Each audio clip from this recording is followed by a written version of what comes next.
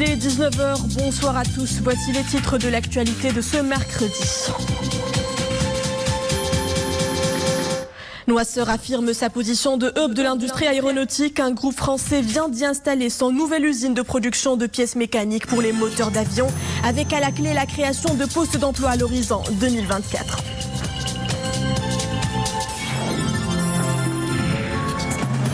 Elle touche les adultes comme les plus jeunes. Il s'agit de l'épilepsie. Nous nous intéresserons à cette anomalie du système nerveux. Comment se manifeste-t-elle chez les enfants en bas âge? Comment aider son enfant épileptique à maintenir un train de vie normal? Les éléments de réponse. Ils sont en perte d'emploi depuis mars dernier. Les professionnels des hammams traditionnels de Casablanca lancent un cri de détresse pour cause de fermeture totale de leurs établissements. Un reportage à suivre en fin de journal. Nous ouvrons ce journal par ce message de félicitations adressé par Sa Majesté le roi Mohamed VI à Monsieur Moussa Faki Mahamat suite à, je cite, sa réélection méritée à la tête de la Commission de l'Union africaine. Dans ce message, le souverain exprime ses félicitations les plus chaleureuses et ses vœux de plein succès à Monsieur Faki Mahamat dans son action au service de l'Union africaine. La confiance qui vous a été renouvelée est assurément l'écho de l'engagement et du dévouement dont vous avez fait preuve tout au long de votre premier mandat. Écrit Sa Majesté le Roi, estimant qu'elle est également le reflet de la conscience générale que vos qualités professionnelles et personnelles sont le gage d'une gouvernance sage et sereine de la Commission de l'Union africaine. À un moment, ajoute le souverain, où notre organisation engage des réformes institutionnelles profondes de ses instances et méthodes de travail. Sa Majesté le Roi assure M. Faki Mahamat du soutien plein et agissant du Royaume du Maroc sur lequel il pourra continuer à compter au cours de sa présidence et lors de la mise en œuvre de ses priorités. L'Union européenne salue le rôle essentiel joué par Sa Majesté le roi Mohamed VI dans le processus de paix en Libye. Nous, en tant qu'Union européenne, nous appuyons ce processus dans lequel nous retrouvons désormais l'esprit fondateur de Srirat. J'adresse nos vifs remerciements, en particulier au roi Mohamed VI. C'est ce qu'a affirmé le président de la délégation du Parlement européen pour les relations avec les pays du Maghreb, André Cozzolino.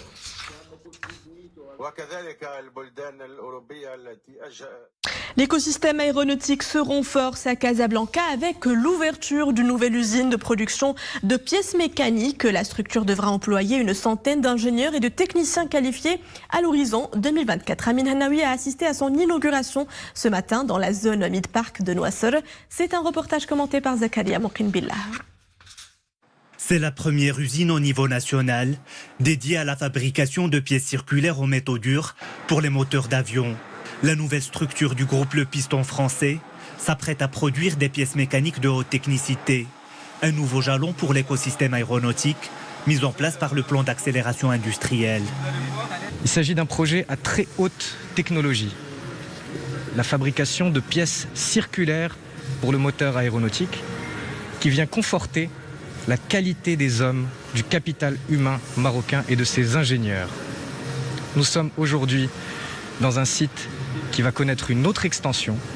Construite sur un terrain de 6800 mètres carrés, dont 4000 mètres carrés de surface couverte, cette unité emploiera une centaine de collaborateurs, dont les catégories d'ingénieurs, techniciens spécialisés et opérateurs qualifiés. Un investissement de 55 millions de dirhams. L'implémentation de ce projet va nous permettre de gagner des contrats avec de nouveaux clients, autres que nos clients habituels. C'est une fierté pour nous, en plus des impacts sur le long terme, aussi bien pour nos équipes que pour le transfert de technologie.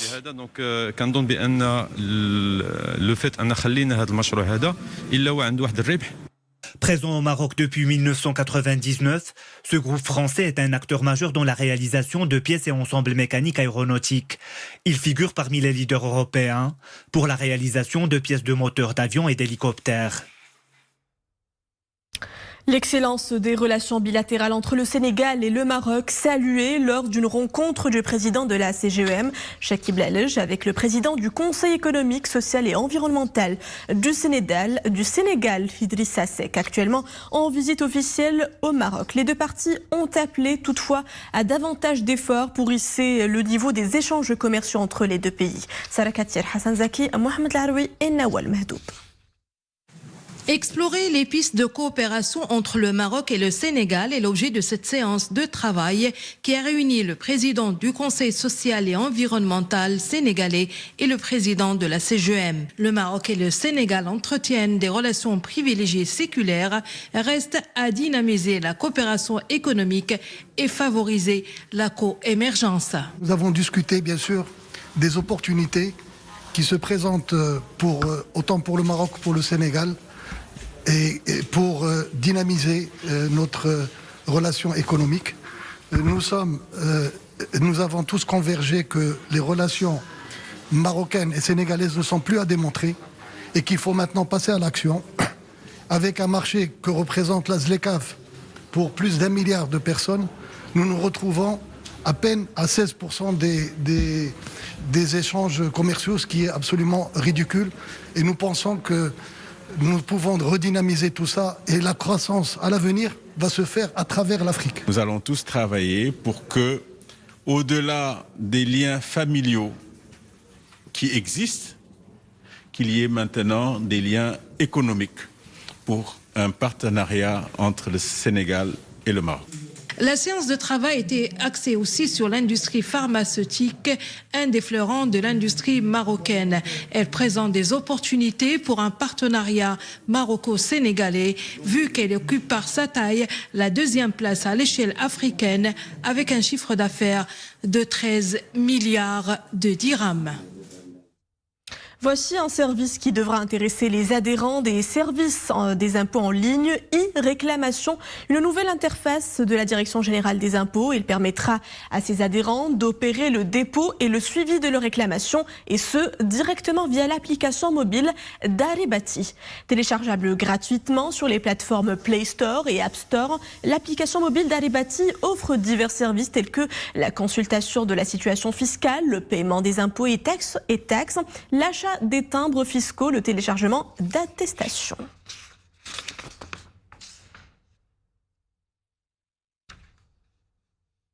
Le bilan des vaccinés poursuit sa montée. Depuis le lancement de la campagne le 28 janvier dernier, on dénombre 746 116 citoyens vaccinés à ce jour contre le coronavirus.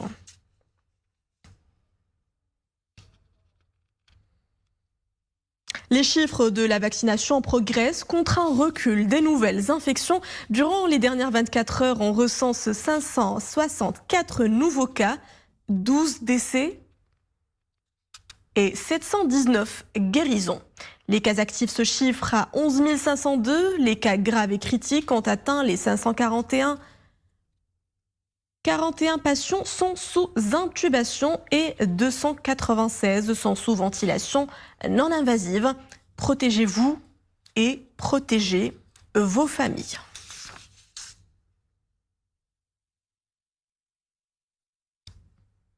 C'est l'une de ces pathologies compliquées, imprévisibles. Plusieurs en souffrent, mais peu sont capables de la définir. Je vous parle des crises d'épilepsie, une maladie neurologique éprouvante. Si son diagnostic n'est pas chose aisée, les conséquences peuvent s'avérer graves. Une bonne communication entre le patient et son neurologue peut toutefois aider à mieux appréhender la pathologie. Mais comment réagir quand le patient épileptique est un enfant en bas âge? La réponse dans ce reportage de Mohamed Touanina et Oumaima Ramli. Elle, c'est Safa. Elle n'a qu'1 an. Pourtant, ce petit gabarit encaisse la souffrance. Sujet à de multiples crises d'épilepsie depuis sa naissance, une affection neurologique due à une hyperexcitabilité d'une zone de son cerveau. Une maladie épuisante. Les crises sont aléatoires, très difficile de savoir à quel moment une crise va la toucher. À la naissance, j'ai pu voir que ma fille avait des comportements assez uniques, qu'elle s'étirait, tremblait et des fois même se mettait à baver. Au début, je ne savais pas ce que c'était. Le diagnostic n'était pas précis. On a mis du temps pour comprendre qu'il s'agissait de crise d'épilepsie. Une situation délicate pour cette maman qui ne peut la quitter du regard, ne serait-ce qu'un moment. Je suis toujours sur le qui-vive. Je dois être présente à côté d'elle constamment. C'est difficile, surtout quand je travaille. Transitoire mais très handicapante dans la vie quotidienne. Ces crises peuvent être évitées grâce à un traitement adapté, condition sine qua non pour une vie normale et encore mieux si le diagnostic y est précoce. Quand on a affaire à un patient, qui soit un enfant, un adulte ou un sujet âgé, la première étape, c'est l'interrogatoire pour voir les critères et la sémiologie des crises. Bien sûr, on s'aide obligatoirement d'électroencéphalogramme, qui est de l'activité, c'est l'enregistrement de l'activité électrique du cerveau. Et en particulier chez l'enfant, on doit obligatoirement enregistrer aussi le sommeil. Mais quelquefois, les patients peuvent être pharmacorésistants. Pour cela, un autre traitement est possible, une chirurgie. Dans certaines formes d'épilepsie partielle, on peut envisager s'il y a une possibilité de chirurgie ou pas. Dans certains cas où la chirurgie n'est pas possible, on peut envisager un certain type de régime, notamment le régime cétogène et en particulier chez l'enfant, ou bien ce qu'on appelle le stimulateur du nerf vague. C'est un appareil qu'on place au niveau du nerf vague qui donne des stimulations électriques et qui permet de réduire le nombre de crises. Professeur, est-ce que si les crises sont très récurrentes, est-ce qu'il peut y avoir un problème à long terme sur le cerveau? Est-ce que ça a un impact? C'est sûr qu'une épilepsie stable, bien traitée, sans crise, avec des électroencéphalogrammes nickel, la personne peut mener une vie strictement normale, peut avoir des études, se marier, avoir des enfants sans aucun problème. Si quelques épilepsies sévères nécessitent un suivi et des traitements très spécialisés, la majorité peuvent être bénignes et peuvent guérir des fois même avec le passage à l'âge adulte. Encore faut-il que les parents soient observateurs et veillent à l'observance du traitement. Des pluies généreuses arrosent depuis plusieurs jours le pays. Dans la province d'Ifrane, la hauteur des pluies a dépassé ces dernières 24 heures les 5 mm pour le plus grand bonheur des agriculteurs. Toutes filières confondues, ils se réjouissent d'un couvert végétal plutôt en bonne santé. Ahmed Fadeli, Mounia Marouche. Nous sommes dans la commune Sid el-Marfi, province d'Ifrane. Ici, l'impact des dernières précipitations se fait déjà ressentir. L'eau ruisselle un peu partout et les champs sont inondés. C'est le moment pour Mohamed de procéder à la fertilisation de son lopin de terre.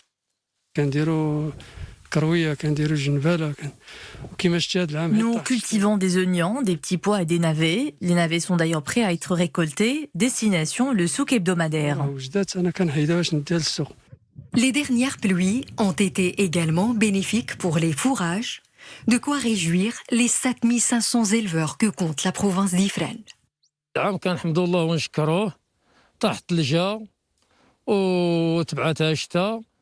Cette année, les précipitations sont tombées à point nommé. Ils ont surtout enrichi le couvert végétal. Notre cheptel a de quoi se nourrir et nous n'aurons plus à payer les frais des fourrages.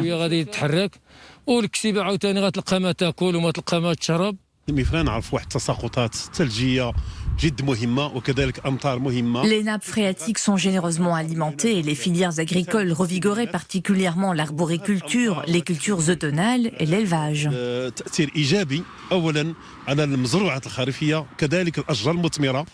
Dans la province d'Ifrane, la pluviométrie atteint jusqu'à maintenant plus de 250 mm. Les premières fleurs toutes fraîches sont déjà là, avant même la saison printanière. Ce sont des aliments stars de notre gastronomie. On les apprécie en entrée chaude ou en plat principal. Je vous parle des légumineuses, pois chiches, fèves, haricots secs. On en consomme plus souvent en hiver, d'abord pour leur valeur saveurie, mais surtout pour leur valeur nutritionnelle. Ce reportage vous donnera envie d'en consommer plus. Les légumineuses sont les stars de nos tables d'hiver. Aliments nutritifs, sains, riches en protéines, ces légumineuses telles que lentilles, haricots, pois et pois chiches ont de multiples vertus.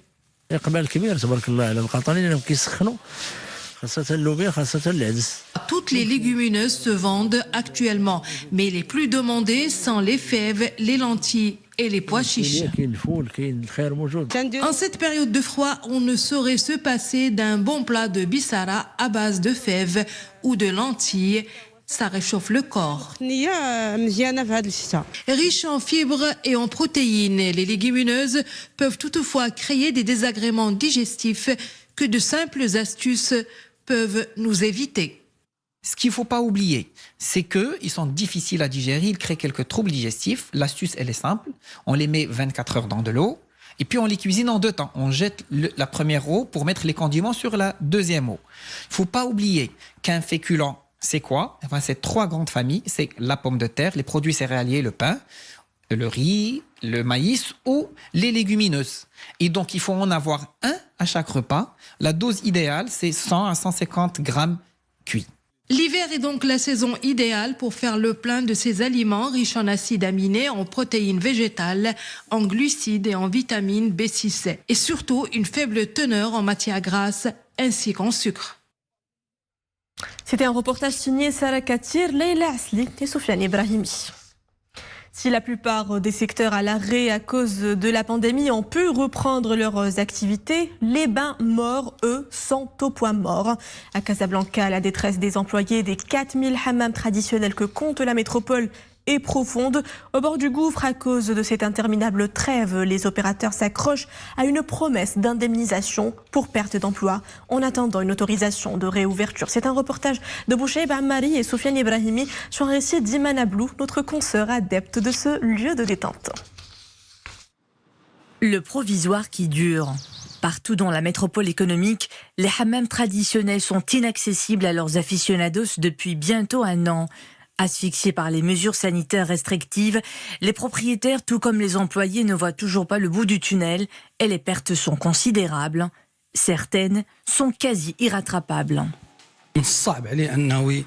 La reprise sera extrêmement difficile. Les dégâts sont énormes. L'arrêt complet de l'activité a lourdement impacté le secteur. Se refaire une santé requiert beaucoup de temps. Le retour à la normale, ce n'est sûrement pas pour demain. Cela fait longtemps que les installations et les chaudières des hammams ne fonctionnent plus. Conséquence, elles sont endommagées et cela exige beaucoup de réparations, donc des frais supplémentaires. Un arrêt de travail qui n'est pas non plus sans conséquence sur la situation socio-économique des employés. Pas de clients, pas de revenus. À Casablanca, ce sont plus de 4000 employés toujours désœuvrés, livrés aux aléas de la vie et des effets de la pandémie. Je suis au chômage depuis 1 an maintenant. J'ai bénéficié des indemnités du fonds spécial Covid-19, mais cela n'a duré que 3 mois. Depuis, plus rien. J'en souffre énormément. Je n'ai pas de quoi payer mon loyer. Je vis sous la menace de me retrouver dans la rue, faute de ne pas pouvoir m'acquitter de mes dettes. Je n'ai aucune rentrée d'argent. Je n'arrive toujours pas à payer les factures d'eau et d'électricité. La scolarité de ma fille est aussi hypothéquée. Elle doit débourser 30 dirhams par jour pour se déplacer à son école jusqu'au quartier Louelfa. Je ne sais pas comment on va s'en sortir. Des milliers de familles vivent ce même calvaire. Près de 40 000 Marocains travaillent dans les hammams traditionnels à l'échelle nationale. En attendant une reprise, ils prennent leur mal en patience. Seule consolation, l'annonce faite en début de semaine par le ministre d'État chargé des droits de l'homme et des relations avec le Parlement, des indemnités leur seront bientôt allouées. La réouverture, elle, reste tributaire de l'amélioration des indicateurs épidémiologiques. Cela fait 5 ans qu'il n'a pas exposé. Il est de retour à l'atelier 21 de Casablanca où ses toiles, toutes réalisées en très grand format, continue d'interroger la place de l'art calligraphique au XXIe siècle. Pour l'Arbi Cherkaoui, le langage est avant tout une aventure plastique qui mêle à la fois la fulgurance du geste et la grande poésie des mots et de leur sens. Abdelrahman Zian, Reda Fejah et Dominique Orlando. Toutes les toiles de Monsieur l'Arbi Cherkaoui sont monumentales. Elles ne le sont pas uniquement pour leur taille et leur format immense. Elles le sont aussi parce que l'artiste qui a vu le jour à Marrakech a la conviction d'avoir en sa possession pour s'exprimer les monuments essentiels de son propre héritage culturel.